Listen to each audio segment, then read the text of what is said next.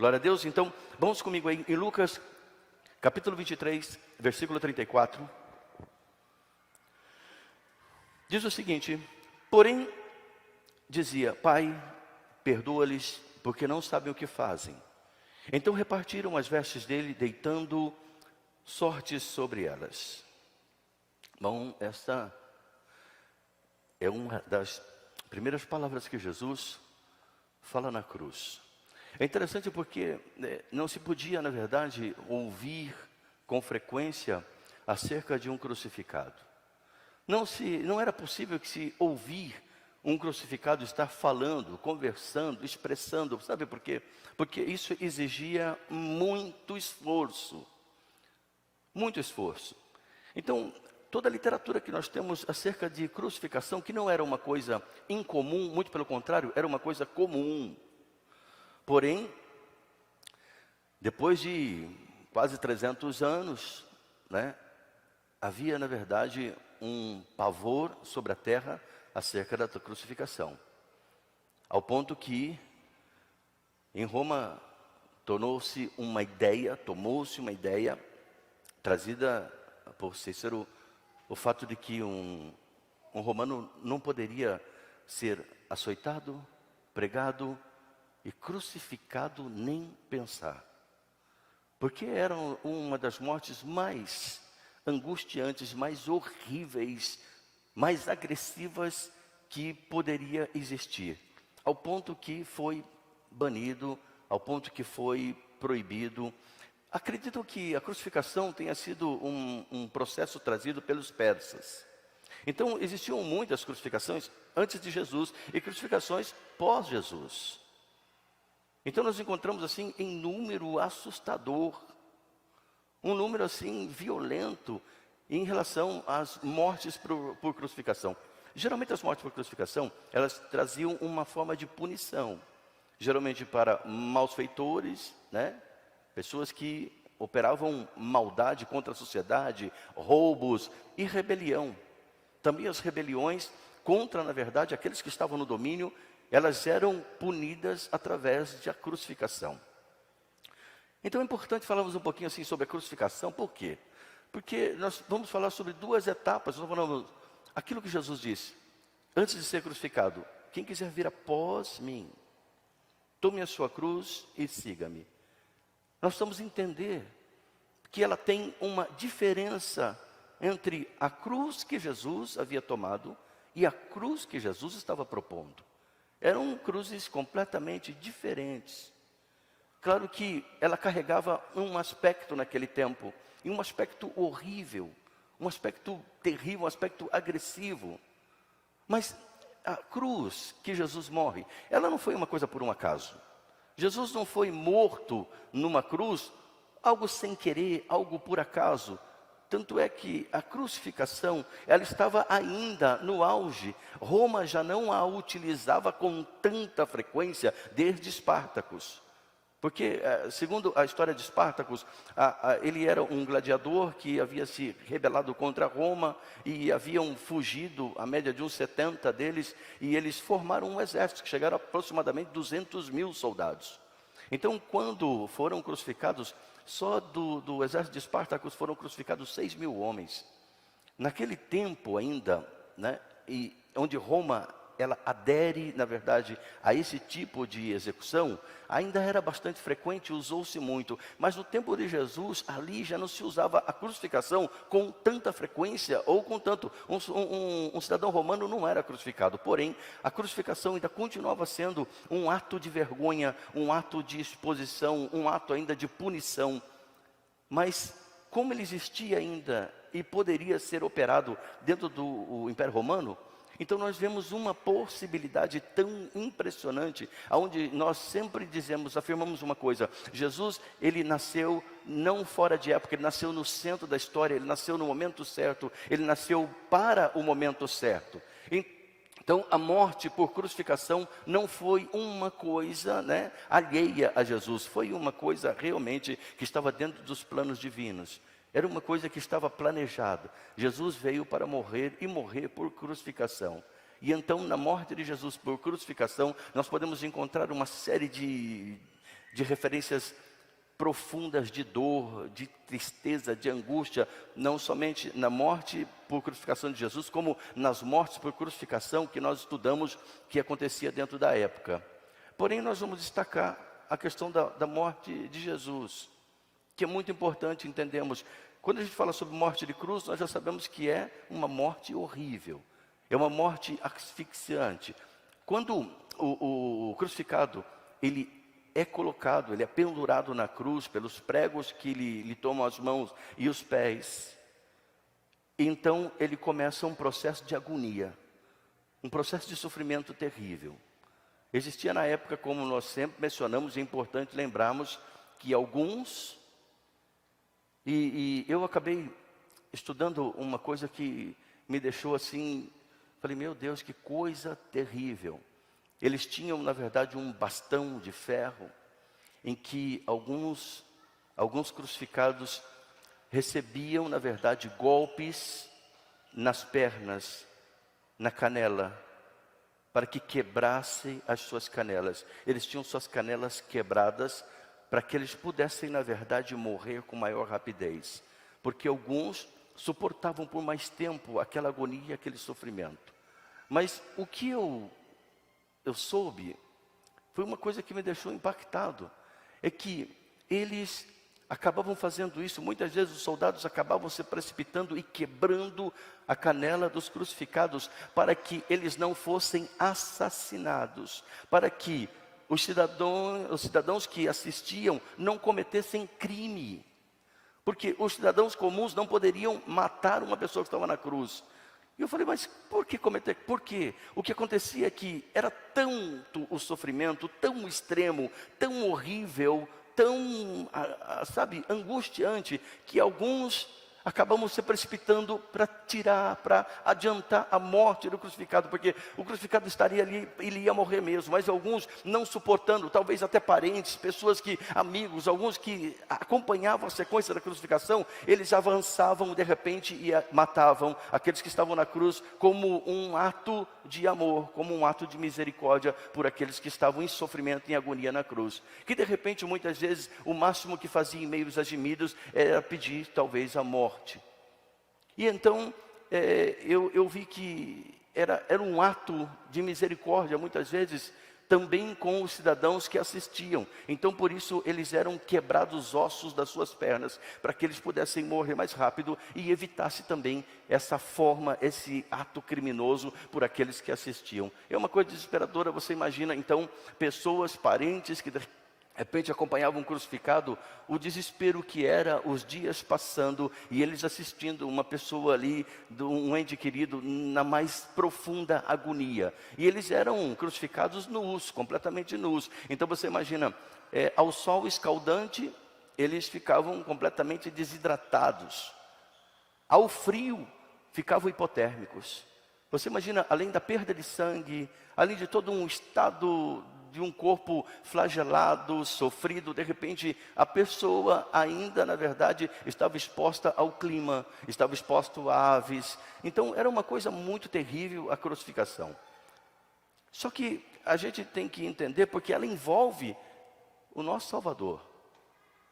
A cruz, ela acaba fazendo parte de um momento muito importante que, claro, de repente nós poderíamos até mesmo agradecer a Deus pela morte do nosso Salvador e a sua ressurreição, e automaticamente esquecemos da cruz, e pronto. Mas não foi isso que o Senhor propôs. Acontece uma coisa, que o Senhor nos propõe algo completamente diferente. Ele não nos propõe nunca que nós possamos ser crucificados como Ele foi, porque Ele foi. Aí está o grande ponto. Jesus, ele foi crucificado em nosso lugar.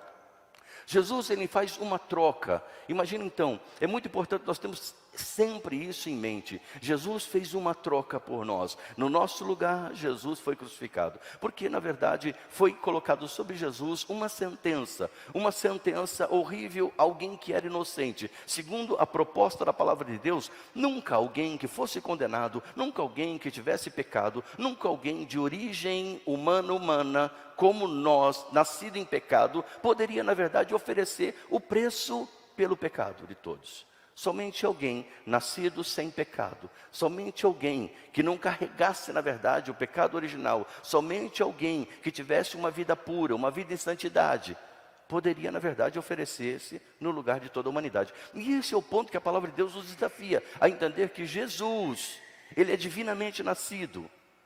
E Ele é divinamente nascido exatamente para este momento. Jesus era 100% homem, porém, sem pecado. Mas Jesus também era 100% divino. A sua origem vem pela cobertura do Espírito Santo sobre Maria. Isso é uma coisa importante de entendermos. Então Jesus, Ele vem dentro do propósito de Deus, sendo puro e perfeito. O único que poderia, na verdade, assumir o lugar que era nosso. Então naquela cruz nós podemos entender de fato que Jesus ali estava morto. Jesus estava morrendo, carregando sobre nós todos os nossos pecados. E a palavra de Deus diz em Isaías 53, que Ele levou sobre si o nosso pecado, as nossas maldições, e o castigo que nos traz a paz estava sobre Ele, estava sobre seus açoites, estava sobre a coroa, estava sobre sua cabeça, estava sobre o seu corpo totalmente ferido, sobre as feridas das suas mãos, as feridas dos seus pés. Então estava sobre Jesus todo o nosso peso, todo o nosso pecado, tudo aquilo que nós havíamos cometidos, mesmo antes de nascermos, tudo aquilo que estava sobre a humanidade como uma carga de peso, Jesus estava levando sobre a cruz. E é muito importante que a cruz ela não pode deixar de fazer parte das nossas vidas, não pode deixar de fazer parte do nosso dia a dia, não somente para uma lembrança crítica ou triste do que aconteceu com Jesus, porque nós temos que entender que a cruz é prática. A cruz é uma prática que nós devemos ter diária, não na verdade uma lembrança de um fato que aconteceu há 2000 anos atrás, não uma lembrança triste ou angustiante. Claro que nós devemos ter a noção de que foi triste, que foi angustiante. Eu tive uma experiência onde eu fui arrebatado e levado até a cruz. No meu começo de evangelho, eu tive essa experiência, eu buscava muito de Deus, o sentir, o entender, e eu tive um momento onde eu tive um arrebatamento. Foi uma das experiências mais duras da minha vida, mais triste, aonde eu fui levado ao Calvário, aonde eu escutei o som de moscas, aonde eu senti um cheiro horrível, uma presença terrível. Foi uma experiência das mais alucinantes, mas foi uma experiência que trouxe uma cura, uma direção na minha vida e uma certeza absoluta. Ali houve uma mudança, Deus escolheu fazer dessa maneira, e Deus escolheu me abençoar com uma experiência árdua. Foi uma das experiências mais dolorosas que eu já tive na minha vida, porque eu pude contemplar as silhuetas. Eu pude contemplar, em meio a uma escuridão, eu pude contemplar Jesus. E interessante que eu tinha pouca noção acerca do que havia acontecido, eu tinha pouca noção acerca da palavra de Deus. Quando isso acontece, eu ainda não tinha muito conhecimento. E ali a experiência foi assustadora, porque após essa experiência, eu pude conhecer na palavra de Deus muitos detalhes. Eu nunca pude conhecer na palavra de Deus sobre a presença das moscas, que eu ouvi e foi algo assustador, mas eu pude perceber assim na palavra de Deus, quão verdadeiro era aquela experiência. Depois lendo, depois aprofundando e aprendendo sobre aquilo que eu havia experimentado, foi algo chocante na minha vida, foi algo muito profundo, muito intenso. Ter essa experiência com a cruz, isso modelou muito minha vida, isso trouxe muita direção em relação àquilo que eu precisava ter de relacionamento com Deus. Foi algo moderador, algo transformador na minha vida. E eu digo assim, também foi algo muito triste, algo que me chocou muito, algo que me deixou por muitos dias assim com um choro dentro da minha alma que não era contido. Eu fiquei numa tristeza absoluta, assim, total. Eu fiquei como se estivesse em um luto durante dias. E isso daí foi uma experiência surreal, né? Como a gente pode dizer. Mas ela foi muito importante para a minha vida. Interessante que, assim, quando a palavra de Deus diz que Jesus foi crucificado entre os malfeitores. É uma coisa interessante que os estudiosos dizem que entre por quê? Porque aquele que era colocado entre, não era colocado nas laterais, não era deixado em desprezo, era deixado em destaque. Era o pior deles. Interessante que Jesus foi crucificado entre um malfeitor e outro malfeitor, e ele estava no meio. Por que ele estava no meio? Era dado destaque ao pior, ao mais perigoso, ao mais bandido, ao mais agressivo, ao mais destruidor, ao mais, era dado o destaque da cruz do meio. E é por isso que é interessante quando nós olhamos assim que um que estava de um lado, outro que estava do outro, que eram na verdade malfeitores. Não diz que eles eram pessoas legais. Inclusive, os dois, eles conversavam entre si e na verdade ironizavam Jesus antes. Depois nós vemos a posição diferente entre um e outro. Porém, ali naquele momento, nós percebemos que eles eram malfeitores. Então eles deviam ter uma sentença sobre eles. Jesus não tinha sentença nenhuma. Eles eram, na verdade, talvez pessoas perigosas, talvez pessoas que tivessem tirado vidas, talvez pessoas que criassem problemas seríssimos para a sociedade. Então eles estavam ali com uma sentença e uma condenação. Mas Jesus não. Mas Jesus estava em destaque como fosse pior do que eles. Porque na verdade Jesus, ele era pior que qualquer ser humano sobre a terra. Por que Jesus era pior que qualquer ser humano sobre a terra? Porque todo o pecado que estava sobre a humanidade estava sobre Jesus. Daqueles que já haviam nascido, morrido e passado, e daqueles que estavam naquele tempo, e aqueles que viriam como nós. Tudo estava sobre Jesus, todo o pecado da humanidade repousava sobre ele. Por isso ele era a pior pessoa que existia. Por isso que ele era a pessoa mais terrível, a pessoa mais agressiva. E é interessante que o que Jesus fazia, que provocava tanto as pessoas, que fazia com que pegassem pedra para poder apedrejá-lo, para poder matá-lo, porque ele fazia coisas terríveis. Jesus dizia assim: Lázaro, sai para fora. Isso fazia com que as pessoas o odiassem, pegassem pedras para matá-lo. Quando ele dizia: a tua fé te salvou, e de repente alguém ficava curado de um fluxo de sangue. Seja feito como a tua fé, de repente restituição dos olhos. Essas coisas terríveis que Jesus fazia, essas coisas horríveis que Jesus fazia. Quando Jesus ensinava sobre o céu, sobre vida eterna, essas coisas horríveis que Jesus fazia. Nós podemos ver muitas coisas. Quando Jesus diz uma coisa profundamente horrível: eu sou o caminho, a verdade e a vida, e ninguém vem ao Pai senão por mim. Então todas as pessoas podem chegar a Deus. Há muitos caminhos que levam a Deus, mas só um que leva ao Pai. E a reconciliação com o Pai, com o Criador, com aquele que é o nosso Pai eterno. Essa reconciliação que é fundamental, porque a palavra de Deus assim: todos comparecerão diante do tribunal de Cristo. A palavra de Deus assim que a carne volta ao pó, e o espírito volta a Deus para prestar conta. Então, na verdade, todos. Não tem esse negócio que um fica ali, sabe, num tempo parado em algum lugar. Não tem essa ideia. Não tem purgatório, não tem limbos, não tem qualquer lugar onde o ser humano possa repousar por um tempo. Hebreus 9:27 diz assim: ao homem foi ordenado morrer uma só vez. Uma só vez. Repete comigo assim: uma só vez. Isso é sério. Vindo depois disso o juízo. Então não é, na verdade, morre e torna a nascer e volta, vira uma lagarta, vira uma borboleta, vira uma minhoca. Não, não tem nada a ver.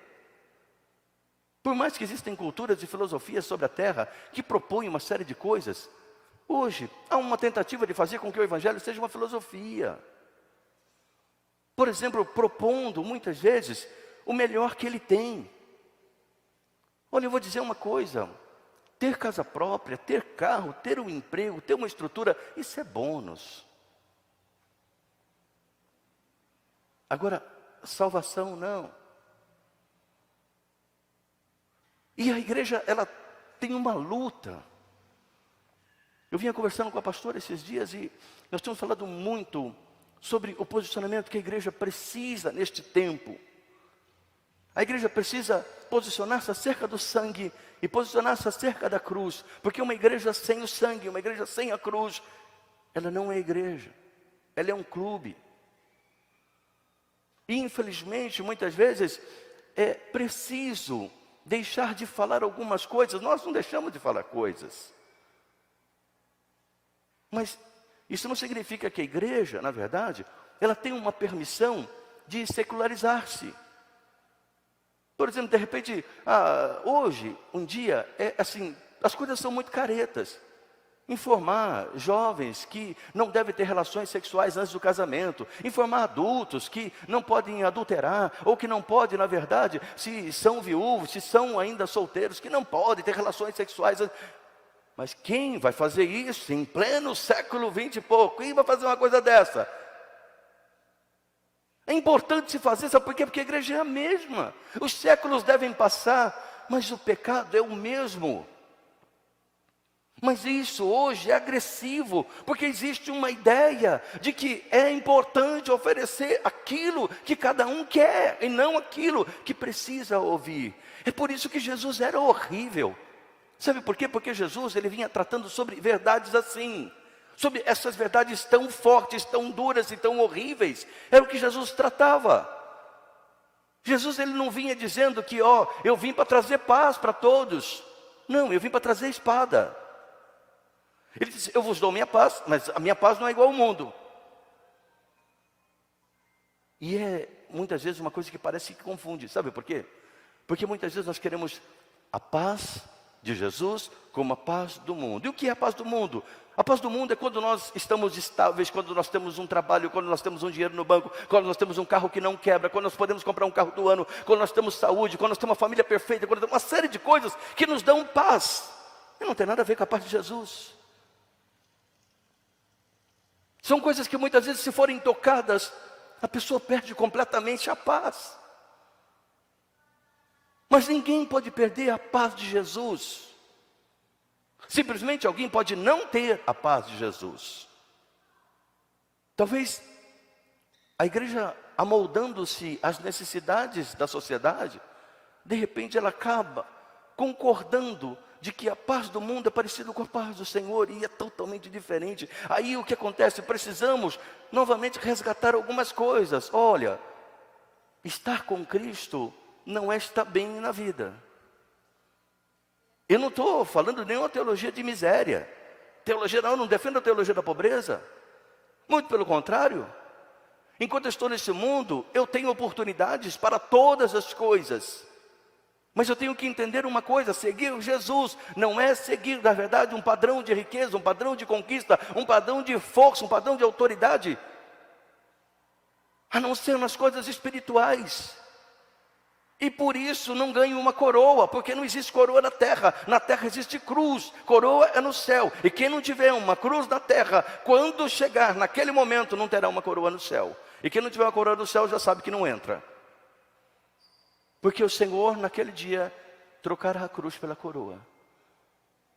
E é importante que tenhamos essa marca registrada em nós, que somos, na verdade, possuidores de cruz. Mas para isso existem alguns comportamentos. Como eu estou falando aqui, existem algumas coisas horríveis que Jesus fazia. E que de repente hoje nós podemos atenuar. Nós podemos diminuir. Mas não, a palavra de Deus ela é muito séria. Os feiticeiros vão para o inferno, os fornicários vão para o inferno, os sodomitas vão para o inferno. E daí por diante, vai falando uma série de coisas, de pessoas vão para o inferno. Os avarentos vão para o inferno. Hoje a igreja é cheia de gente avarenta. Cheia de gente egoísta. E eu estou falando uma coisa horrível, porque eu acabo seguindo o que Jesus falava. E era isso exatamente que machucava pessoas. Machucavam pessoas porque elas eram egoístas. Machucavam pessoas porque elas eram avarentas. Machucavam as pessoas porque elas eram orgulhosas. Machucavam as pessoas porque elas eram cheias de si mesmo. Machucavam as pessoas porque elas eram assassinas. Machucavam as pessoas porque elas só pensavam no seu bem-estar. Então, alguém que perturbe uma ordem social é uma pessoa horrível. Eu estou falando porque Jesus foi crucificado por uma versão social. Mas nós sabemos que Jesus foi crucificado por causa dos nossos pecados. Mas isso muitas vezes não é entendido claramente. Jesus foi crucificado por causa dos nossos pecados. E se nós quisermos viver sem pecados, nós temos que ser como Jesus. E então é por isso, Jesus diz assim: eu faço uma troca com você. Então eu tomo a tua cruz e você toma?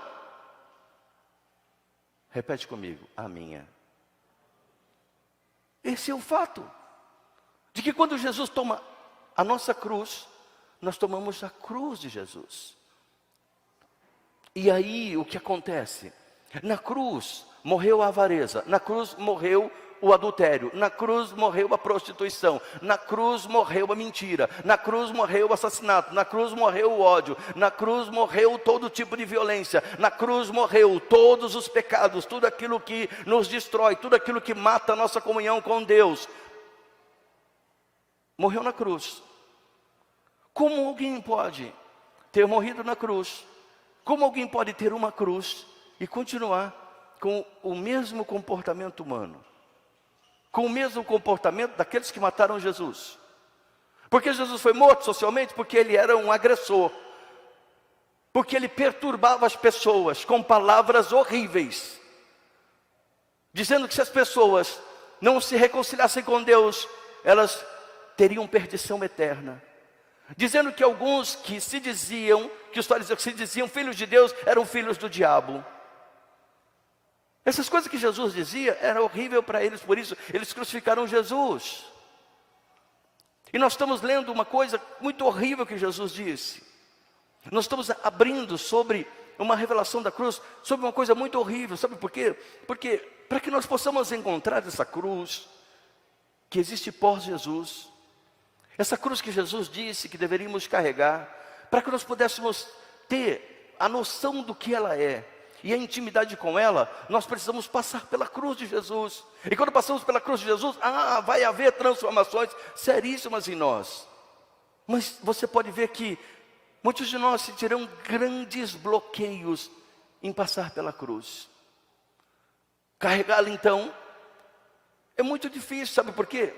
Porque se nós não passamos pela cruz completamente, é impossível suportá-la, é impossível carregá-la, é impossível ver que a cruz não é mais aquela cruz sangrenta, de destruição e pesada. Eu e a pastora conversando, e a gente ia falando algumas coisas sobre o que a cruz não é. E a verdade, a cruz não é a minha sogra. Embora alguns pensem, minha sogra nunca foi mesmo, minha sogra sempre foi uma bênção na minha vida. Mas tem gente que a sogra, não sei, para ele é tão ruim, tão... E a pessoa, minha sogra é a cruz que eu tenho que carregar. Ela é uma cruz na minha vida. O genro é uma cruz. A nora é uma cruz. O problema familiar é uma cruz. Então, nós temos uma ideia de cruz como um peso insuportável, como algo horrível. Quando a pessoa não tem cruz, quando a vida dela está maravilhosa. Quando a pessoa não tem cruz, quando ela está bem empregada, quando a pessoa tem dinheiro, quando a pessoa não tem ninguém na família dela que a perturbe. Coisa quase impossível, né? Agora, veja que cruz é essa. Essa não é a cruz de Cristo, é a cruz do mundo. Essa é uma ideia de cruz horrível. Essa é uma ideia de cruz que não tem nada a ver com a palavra de Deus. Não tem a ver com aquela cruz que o Senhor Jesus diz assim: aquele que quiser vir após mim, tome a sua cruz, negando-se diariamente, siga-me. Não tem como seguir Jesus sem cruz. Mas a cruz não é essa cruz que nós temos essa ideia. A cruz é uma outra. Mas primeiro precisamos então ter intimidade com a cruz de Jesus Cristo e saber exatamente o que estava acontecendo ali. Porque Jesus, por tudo isso que nós estamos falando, e por muito mais, eu posso dizer por muito mais, Jesus foi crucificado. E talvez hoje, se não recebemos pedrada, eu digo assim, por evangelho eu já recebi bastante pedrada. Eu recebo pedrada. Nós somos apedrejados com palavras, com atitudes, com comportamentos, com atitudes para ver se nos desestabiliza, se encontram falhas, se encontram defeitos.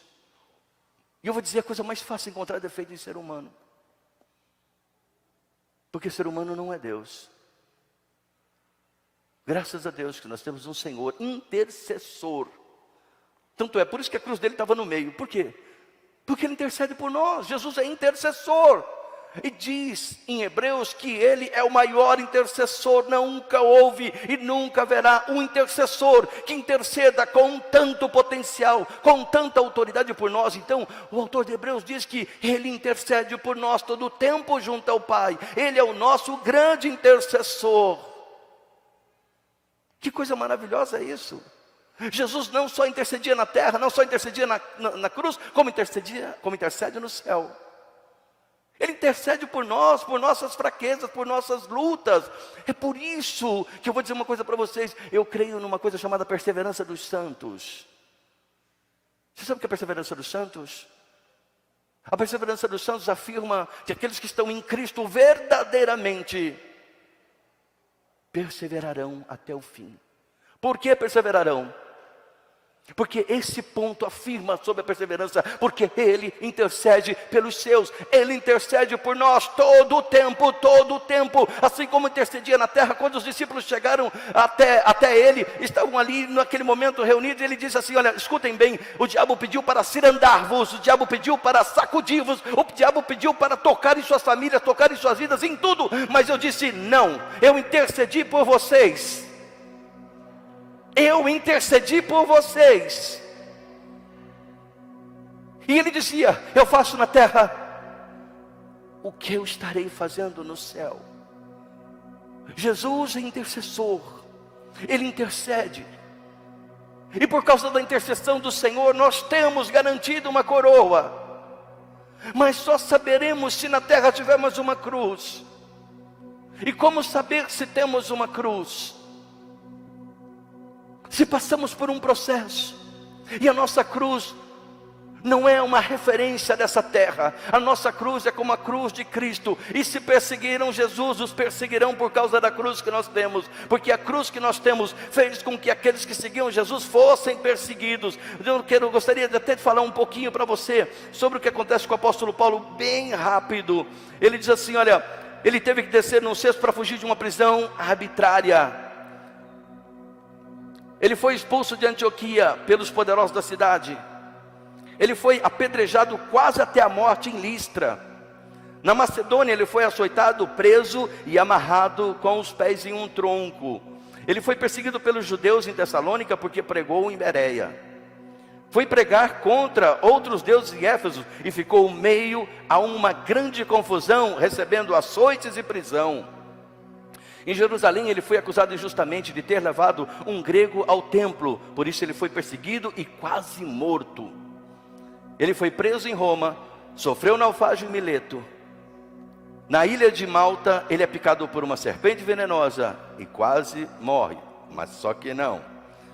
E foi decapitado por Nero em Roma. Por quê? Por quê? Porque Paulo tinha uma cruz. Porque Paulo, ele não estava para agradar as pessoas. Paulo estava para salvar as pessoas. Paulo estava para falar sobre o que a cruz revelava, sobre o amor de Jesus Cristo,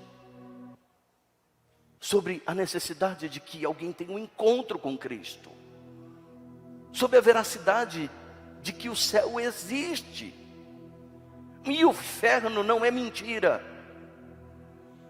e de que na terra estamos de passagem e precisamos ter um encontro com o Salvador.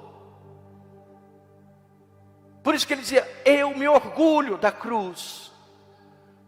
A cruz para o mundo é uma vergonha, é um horror, mas para nós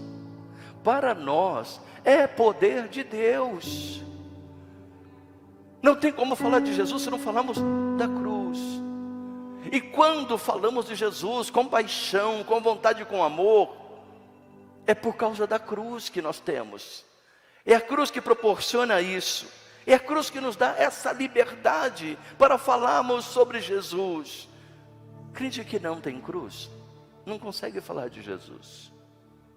Não entende o processo, não aguenta. É por isso que há um processo. E essa palavra que abre hoje é uma palavra de processo. É uma palavra de processo. Eu poderia alongar e falar milhares de coisas sobre ela, mas eu não preciso. Essa palavra, ela deve fazer parte do nosso dia a dia. Ela deve fazer parte de renunciar a si mesmo. Ela deve fazer parte de tomar a cruz e seguir após Jesus. Jesus estava nu, com o corpo flagelado, todo cortado o corpo dele. Estava com uma coroa horrível de espinhos sobre sua cabeça. Seu rosto estava desfigurado, e iria desfigurar mais, porque a partir daquele momento Jesus começaria a ficar roxo, seus lábios se tornariam roxos, os hematomas do seu rosto apareceriam mais, as feridas começariam a verter um soro, uma água, começaria o processo então de inflamação, a febre era latente, suas carnes estavam inchadas, incharia mais. Tudo em Jesus incharia mais, tudo em Jesus ficaria mais terrível, tudo em Jesus ficaria mais feio, tudo em Jesus ficaria pior.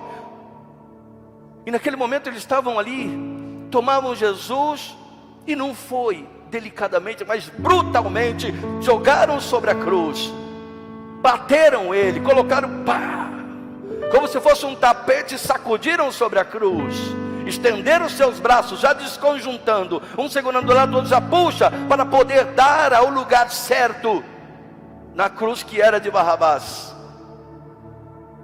na cruz que era de medida diferente, porque eles aproveitavam os furos dos pregos e não faziam furos novos. E então, Jesus estava sendo pregado, suas mãos foram pregadas horrivelmente. Por quê? Porque ele era o pior de todos. Seus pés foram pregados horrivelmente. Por quê? Porque ele era o pior de todos. E porque ele era o pior de todos, então ele foi levantado ao centro de todos. De todos os piores, ele estava em destaque. De todos os horríveis, ele estava em destaque. De todos os malfeitores sobre a terra, ele era o destaque, o principal, o pior de todos. E então ele diz uma coisa chocante, uma coisa abominável, uma coisa que os fez rir e ter ódio dele. Ele diz isso exatamente que nós começamos abrindo este culto. Ele diz: Pai, perdoa-lhes, porque eles não sabem o que fazem. Pai, perdoa-lhes. Eu quero que você tenha noção do que isso significava naquele momento, para aqueles que estavam ouvindo isso. Que ridículo, o que ele pensa que ele é? O que ele pensa, o que ele acha que ele está fazendo? Quem ele pensa que nós somos? Nós é que temos autoridade. E ele dizia isso, sabe por quê? Porque os fariseus que crucificavam ele estavam ali, porque os romanos que crucificavam ele estavam ali, porque os soldados que executavam estavam ali, porque ali existia uma quantidade gigantesca de pessoas. Alguns estavam torcendo por aquela crucificação, alguns estavam felizes, alguns estavam tirando um peso de sobre suas cabeças, de sobre os seus ombros, crucificando aquele homem miserável, aquele homem horrível, aquele homem de palavras terríveis, aquele homem que ofendia tanto com as suas palavras, tanto com as suas curas, tanto com as suas libertações. Aquele homem que ofendia a humanidade estava sendo agora justiçado. Ele estava sendo ali pregado numa cruz para fazer justiça àqueles que foram ofendidos, àqueles que foram agredidos pelas mentiras que ele falava. E eles ouviam isso e ficaram com muito ódio. E alguns sorriam, alguns riam, falavam: quem ele é? O que ele pensa que ele é? E com aquelas risadas sarcásticas, com aquelas palavras horríveis, Satanás procurava fazer uma coisa com Jesus, procurava despertar a humanidade de Jesus, procurava despertar o ser humano que havia em Jesus. É fácil despertar o ser humano que há em nós. Vocês sabem porque Jesus diz: eles não sabem o que fazem? Eles sabiam o que faziam. Eles sabiam o que faziam. Jesus precisava interceder dessa maneira. Veja bem que coisa séria. Jesus havia dito sobre isso: orai pelos vossos inimigos. Agora ele tinha que provar na cruz. Jesus vai do teórico para o prático. Aí está algo muito terrível, algo tremendo, algo, sabe, transformador. Jesus vai do teórico para o prático. Aquele que dizia: quando te baterem numa face, oferece a outra. Foi isso que ele fez ou não? Aquele que dizia: ore pelos vossos inimigos. Aquele que ora pelos seus amigos, aquele que ora por aqueles que ama, não faz grande coisa, senão uma própria obrigação. Mas aqueles que oram pelos seus inimigos acumulam brasa sobre suas cabeças. E você tem uma ideia de que uma intercessão, de que uma oração bem feita, de que um perdão poderoso pode fazer ou não? Quantos concordam comigo que todas as orações são ouvidas? Todas as orações. Agora, quantos concordam comigo que nem todas são respondidas?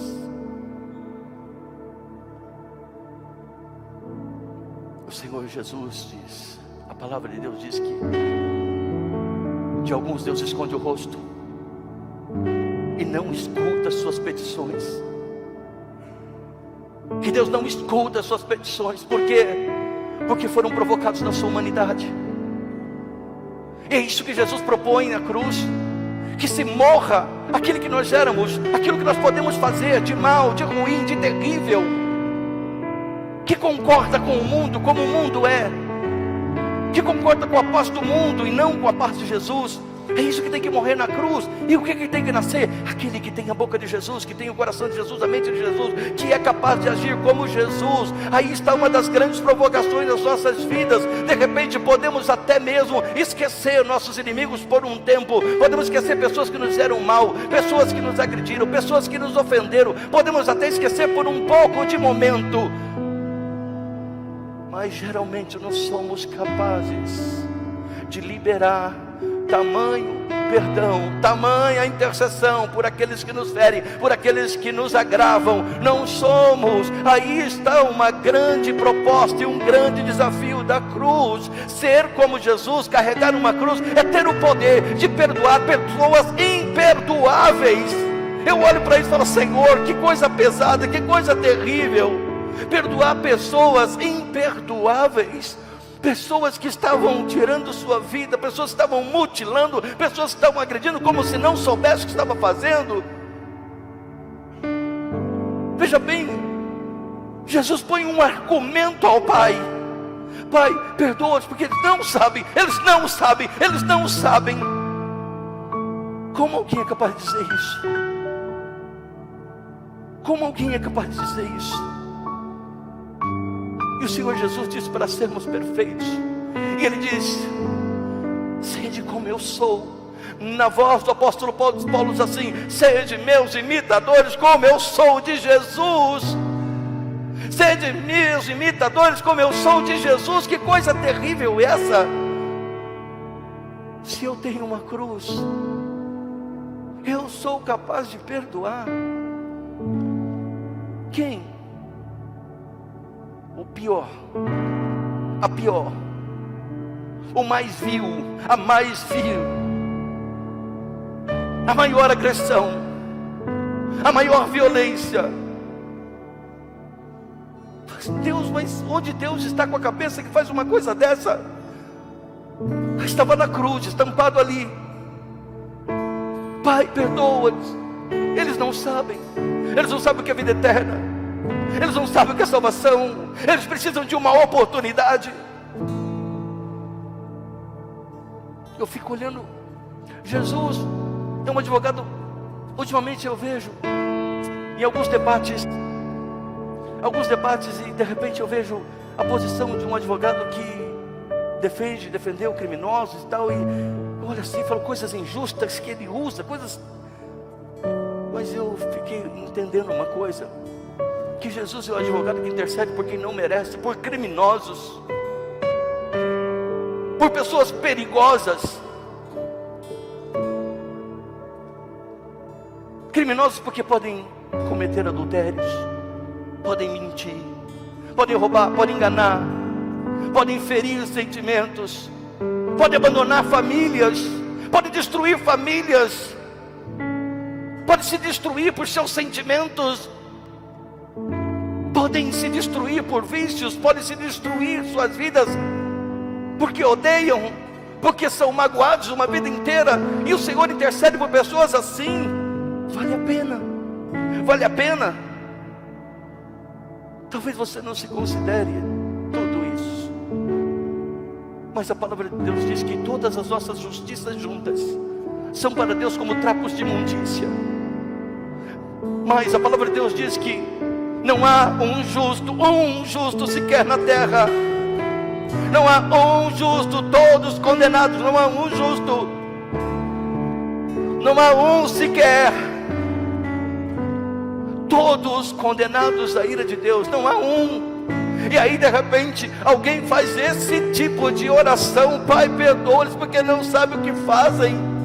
E o pai podia dizer: eles são ruins, eles são agressivos, eles são assassinos, eles são mentirosos, eles odeiam, eles não perdoam, eles não voltam atrás, eles nos amam, não amam nem a si mesmos. Mas não, o pai se cala mediante o argumento da cruz, quando ele diz: Pai, perdoa-lhes, Pai, perdoa, eles não sabem o que fazem. Estava numa dor horrível, as dores estavam insuportáveis, sua mente estava sendo tomada, na verdade, por um sangue que não circulava corretamente, nem o oxigênio que chegava perfeitamente, sua mente estava turva, havia tonturas em Jesus na cruz, tudo girava, sabe por quê? Porque Jesus não tinha ar, porque o seu sangue não circulava direito, porque Jesus não bebia água há muitas e muitas horas, porque Jesus não tinha uma refeição há muitas e muitas horas, porque Jesus foi exposto a tanta dureza, tanta tristeza, tanta pressão em seu corpo, tanto ódio, fora o pecado de todos nós, e ele estava ali, o seu raciocínio girava em torno de beneficiar aqueles que estavam fazendo mal a ele. Tudo isso ele dizia antes de ser, quando diz assim: quer vir após mim? Não vai ser fácil, tem que ter cruz. Quando temos cruz, nós temos que ser capazes de perdoar a pior pessoa que existe. Não tem argumento. Se Deus não argumentou com Jesus: ah, pastor, mas você sabe que tem pessoas que não merecem. Essa é a tua opinião, e por causa da tua opinião você pode ir para o inferno. Sinto muito, tem que falar a verdade. Tua opinião vai levar para longe de Jesus. Tua opinião pode levar para uma eternidade de morte eterna, de ranger de dentes, onde o fogo nunca se apaga e o bicho nunca morre, porque você é incrédula. Tua opinião vai te matar. Tua opinião vai te matar. O Senhor diz assim: é melhor arrancar um olho e entrar no céu, faltando um olho, do que com os dois para o inferno. É melhor arrancar um braço. O Senhor fala sobre as nossas opiniões mais fortes. Eu estou falando coisa aqui, você pensa, é uma grande luta. Imaginar que tem pessoas que realmente merecem uma grande condenação. Só que, quando eu olho para Jesus, eu digo: eu tenho que ter uma cruz. Senhor, me dá forças. Me dá forças. Ter a cruz que Jesus levou, ter a cruz de Jesus, a cruz que Ele propôs, a cruz que Ele trocou comigo, não é fácil. Porque a cruz que Ele trocou comigo não era a cruz de ódio, era a cruz de amor. A cruz que Ele trocou comigo não era a cruz de pavor. Não havia pavor, havia favor. Trocou a cruz do pavor pela cruz do favor. E o apóstolo Paulo fazia a mesma coisa. Quem procura o velho Paulo não vai encontrar, porque hoje o velho homem já morreu. Hoje Cristo é quem vive em mim. E se Cristo vive em mim, Paulo perdoava. Paulo era bruto, direto como Jesus, mas ele amava. Sabe por que ele fazia isso? Porque ele disse assim: eu não posso perder ninguém, eu não posso perder ninguém.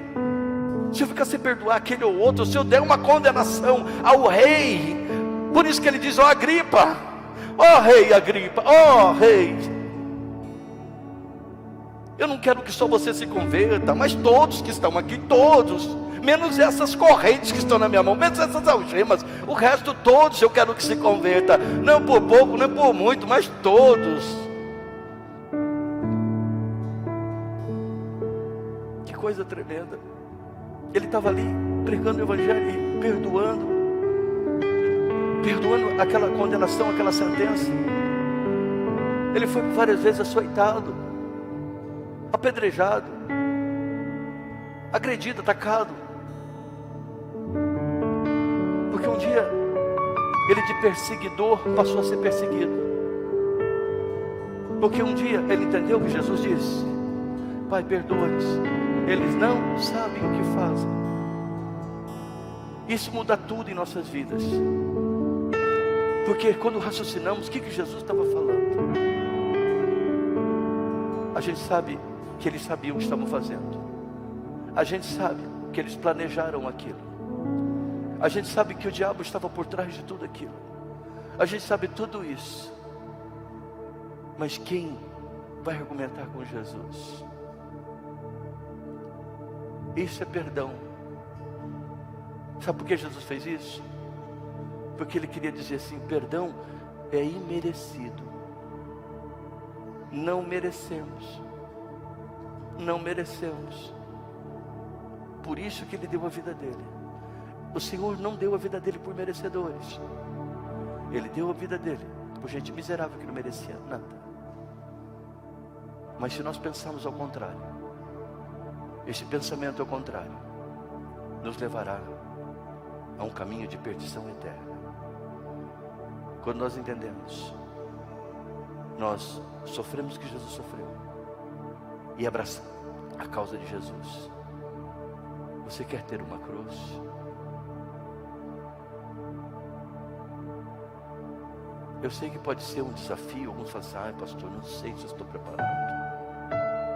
Mas eu quero dizer outra coisa também, que vai te ajudar muito. Jesus diz assim: eu sou o caminho, a verdade e a vida. Ninguém sem cruz virá ao Pai.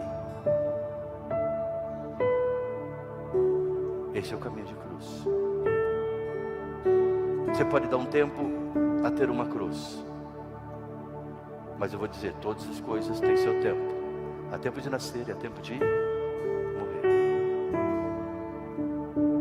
E eu não estou sendo dramático, a Bíblia diz isso. Eu não estou sendo dramático, a Bíblia diz que a nossa vida é como uma fumaça, uma névoa. Existe de manhã, quando abre o sol, e dali a pouco ela se dissipa. Assim é a nossa existência sobre a terra. Você pode dizer: mas como eu vou carregar uma cruz com o coração que eu tenho? Já achou o problema? O Senhor diz que vai trocar o seu coração de pedra por um coração de carne. Mas eu não consigo esquecer, o Senhor naquele momento intercedia por sua vida também. Pai, perdoa-lhes, porque a falta de perdão, a falta de liberar perdão, a falta de conversão ao perdão, é a falta de um coração igual ao de Jesus. É a falta de uma cruz. Quem anda sem cruz também anda sem perdão. Não pode perdoar e não pode receber perdão. E aí? O que você pode fazer por sua vida? É fácil. É fácil quando nós estamos pensando que está tudo bem, porque Jesus já fez tudo. Se torna difícil quando nós ouvimos o que Ele diz: quem quiser vir. E você vai ouvir isso constantemente, diariamente: quem quiser vir após mim. Sabe por quê? Porque nós estamos entrando neste tempo e nós queremos entender que somos uma igreja que tem cruz, que carrega a cruz. Não precisamos colocar uma cruz imensa sobre esta igreja, nem precisamos andar com crucifixo, nem precisamos andar com camisetas estampadas com cruzes. Não que se possa, não que não possa, pode, mas não vamos fazer isso. Nós vamos tomar a cruz proposta, a real cruz de Jesus. Essa cruz nós vamos tomar. Essa é a cruz que eu preciso. Quem quiser vir após mim. Após por quê? Porque Jesus veio para morrer na cruz e ressuscitar. E nós viríamos após o quê? Após a ressurreição, após a vida, levando a cruz que Jesus estava carregando, a cruz que propõe vida, salvação, a cruz de amor, a cruz de misericórdia, a cruz de perdão, a cruz de bondade, a cruz de conquista. Essa é a cruz que Jesus nos deu. É uma cruz abençoada, é uma cruz maravilhosa. Por isso que nós amamos a mensagem que ela traz, amamos esta cruz. Quando temos cruz, declaramos: eu sou completamente de Jesus, e o que Jesus fez, eu sou capaz de fazer. E o que Jesus não fez, eu não sou capaz de fazer.